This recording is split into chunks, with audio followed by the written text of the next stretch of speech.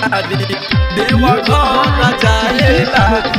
देवा घर जाएला बाधी के पगड़िया तू बना जा कांवरिया चलो चलो देवरू हो बाबा के नगरिया बाधी के पगड़िया तू बना जा कांवरिया चलो चलो देवरू हो बाबा के नगरिया पूरा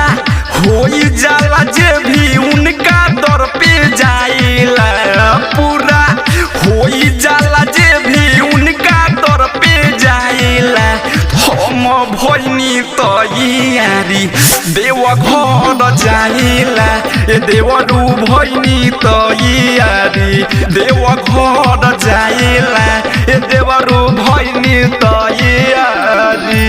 ओम दबंग रिकॉर्डिंग स्टूडियो घोड़ासा देवा घर जाएला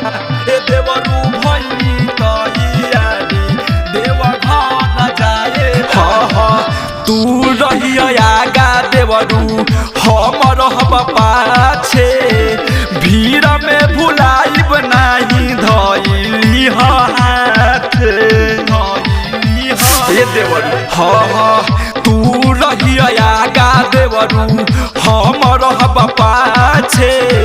भीड़ में भुलाइब नाही धइली हाथ भोले बाबा के गाजा भंगिया चिलम चढ़ेला भोले बाबा के गाजा भंगिया चिलम चढ़ेला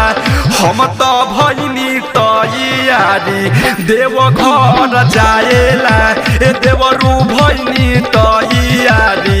देव घर जाएला कि हम तो भइनी तैयारी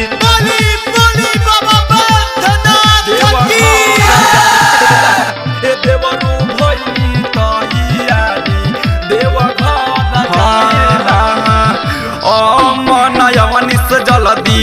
होखी तैयारी कमलेश राजा चली भोला के दुआरी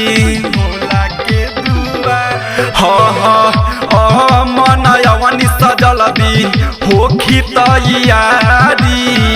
कमलेश राजा चली भोला के दुआरी ओमा